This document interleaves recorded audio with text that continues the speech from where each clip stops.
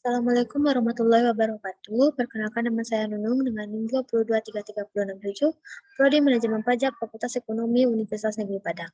Baiklah, kali ini saya akan mempresentasikan yaitu tugas penghitungan potensi retribusi daerah yang dengan mata kuliah Manajemen Retribusi Daerah oleh Bapak Al-Qadri Fitra SE MMAK.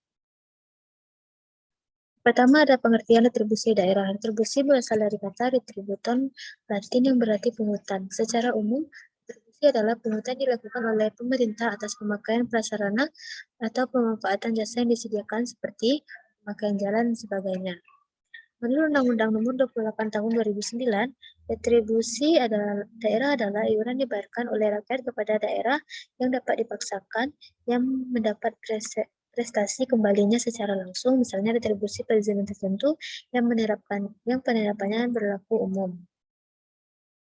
Pertama adalah retribusi jasa umum. Retribusi jasa umum adalah pungutan atas pelayanan yang disediakan atau diberikan pemerintah daerah untuk tujuan kepentingan atau pemanfaatan umum serta dapat dinikmati oleh orang pribadi atau badan. Objek retribusi jasa umum adalah pelayanan yang disediakan oleh daerah yang bertujuan untuk kepentingan umum dan pemanfaatan umum secara yang dapat dinikmati oleh orang pribadi atau badan.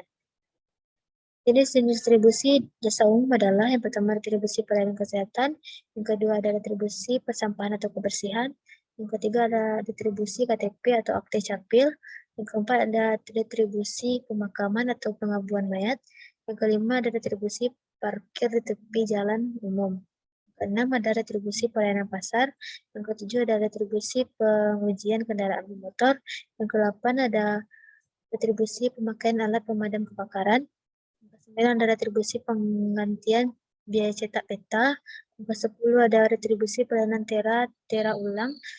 Yang ke-11 ada retribusi penyedotan kapus. Yang 12 ada retribusi pengelolaan limbah cair. 13 ada retribusi pelayanan pendidikan.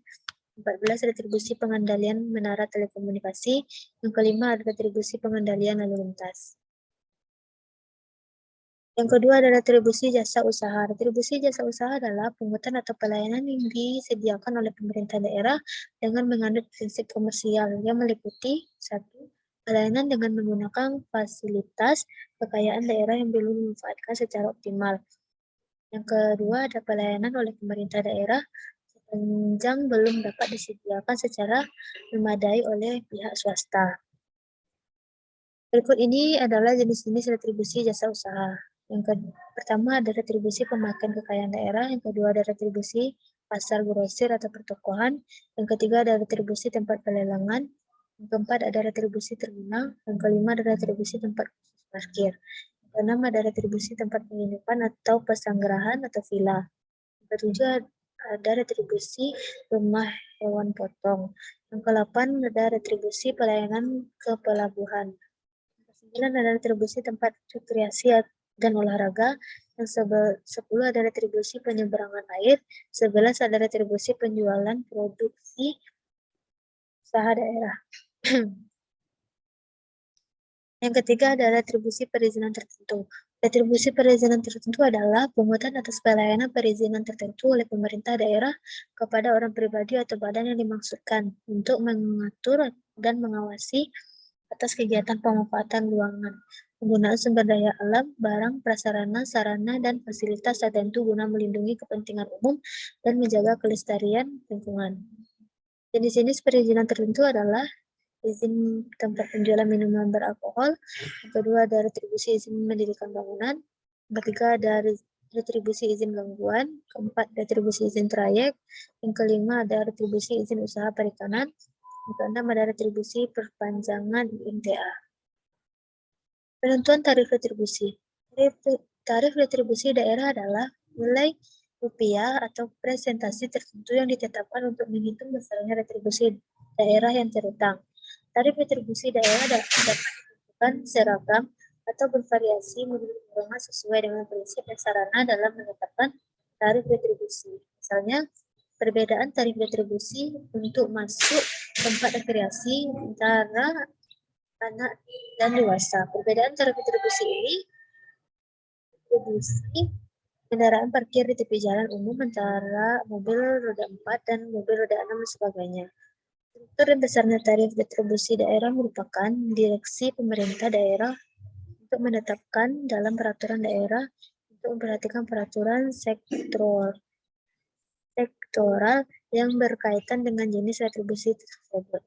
Misalnya, untuk menetapkan struktur tarif retribusi izin trayek, maka harus memperhatikan peraturan sektoralnya yang mengatur mengenai izin trayek, yaitu Undang-Undang Nomor 22 Tahun 2009.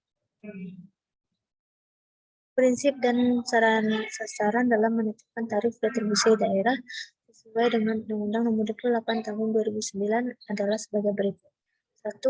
Retribusi jasa umum. Prinsip dan sasaran dalam menetapkan dasarnya tarif retribusi jasa umum ditetapkan dengan memperhatikan biaya penyediaan jasa yang bersangkutan, kemampuan masyarakat, aspek keadilan dan keaktifan, pengendalian atas pelayanan tersebut. Biaya tersebut meliputi biaya operasi, biaya pemeliharaan, biaya bunga, dan biaya modal.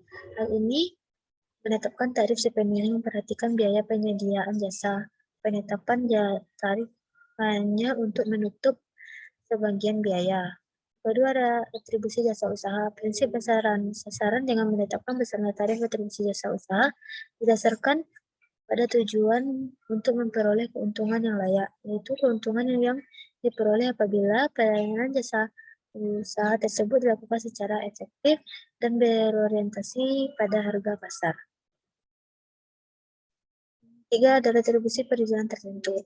Prinsip dan sasaran dalam menetapkan besarnya tarif retribusi perizinan tertentu didasarkan pada tujuan untuk menutup sebagian atau seluruh biaya penyelenggaraan pemberian izin yang bersangkutan, meliputi biaya penetapan, penerbitan dokumen izin, pengawasan di lapangan, penegakan hukum, pantauan usaha, dan biaya dampak negatif dari pemberian izin tersebut.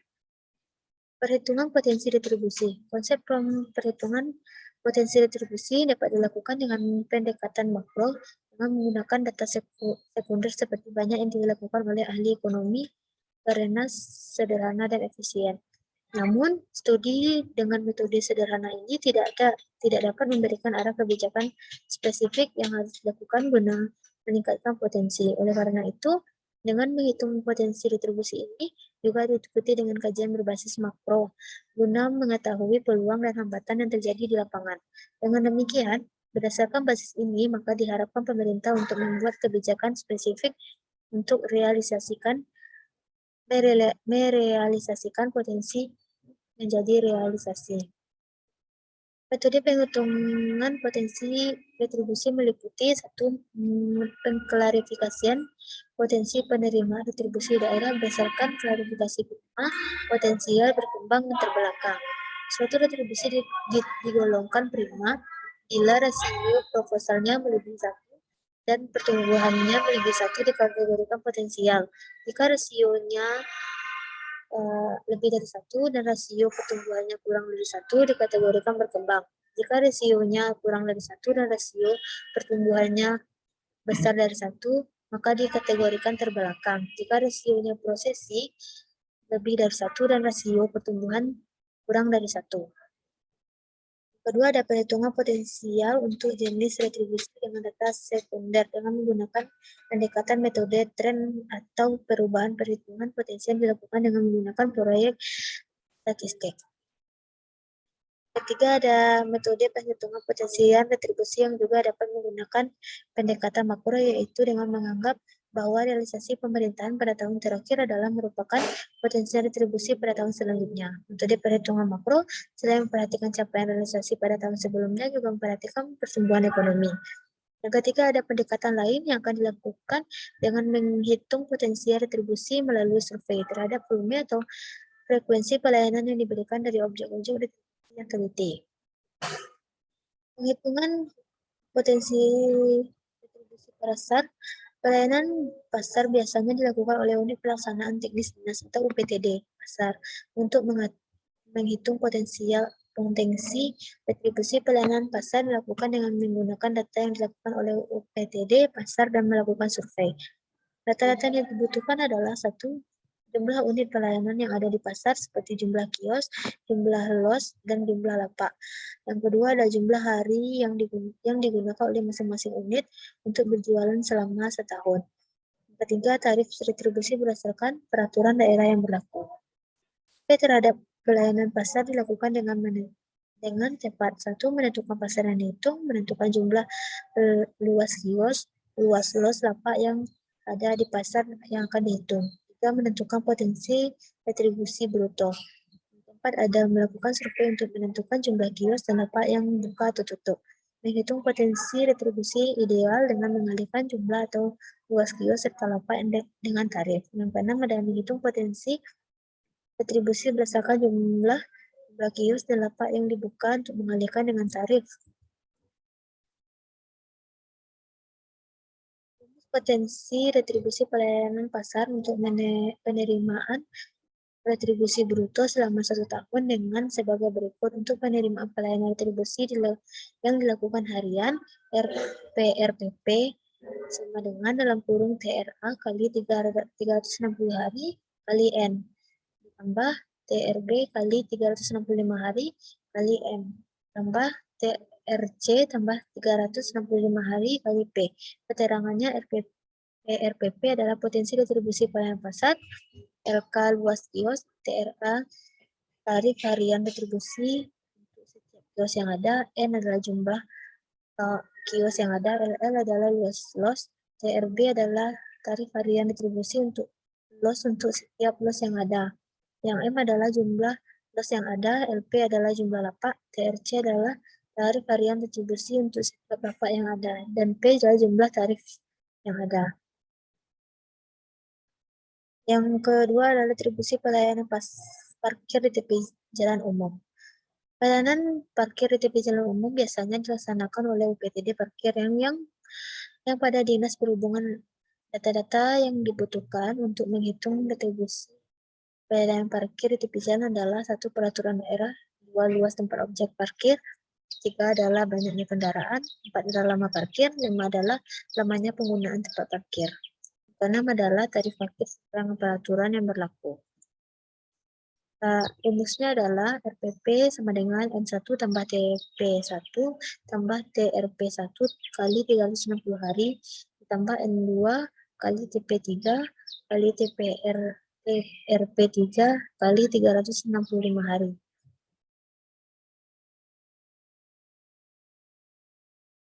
Retribusi pengujian kendaraan bermotor. Retribusi pengujian kendaraan bermotor adalah penghitungan atas layanan pengujian kendaraan bermotor sesuai dengan perundang-undangan yang berlaku yang diselenggarakan oleh daerah.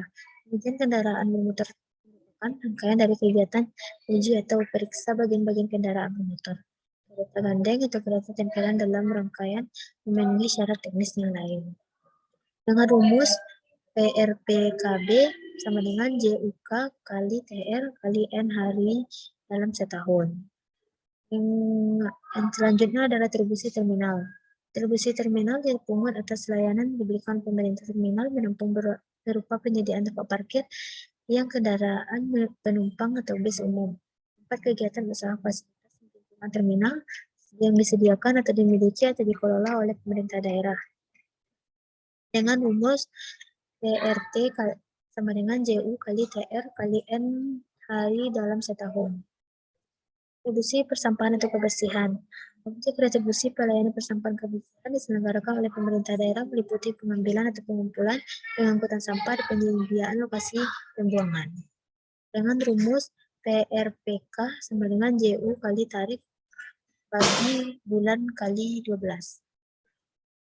Retribusi pemakaman adalah objek tarif pelayanan pemakaman dan penguburan mayat sebagai mana dimaksud dalam pasal 114 Undang-Undang Nomor 28 Tahun 2009 tentang pajak daerah dan retribusi daerah adalah pelayanan pemakaman dan penguburan mayat yang meliputi pelayanan penguburan mayat yang untuk penggalian, penguburan, dan pembakaran atau pengabuan mayat. Yang kedua adalah sewa tempat pemakaman atau pembakaran, pembuangan mayat yang dimiliki atau dikelola pemerintah daerah. Yang terakhir ada retribusi tempat rekreasi dan olahraga. Retribusi tempat rekreasi dan olahraga adalah pelayanan tempat rekreasi oleh olahraga yang disediakan atau dimiliki pemerintah daerah. Rekreasi dan olahraga dapat berupa masuk serta pemakaian lapangan olahraga menggunakan fasilitas olahraga, pemanfaatan sarana parkir di daerah objek wisata. Survei terhadap retribusi tempat rekreasi dan olahraga dilakukan dengan tahap. 1. Melakukan survei untuk mendapatkan jumlah pemakaian fasilitas tempat rekreasi dan olahraga yang dilaksanakan pada waktu tertentu yang dilaksanakan beberapa kali pada lokasi yang sama. Yang kedua, ada perhitungan potensi retribusi berdasarkan hasil survei. Demikian hasil presentasi saya, lebih kurang saya mohon maaf. Wabillahi taufiq wal hidayah. Assalamualaikum warahmatullahi wabarakatuh.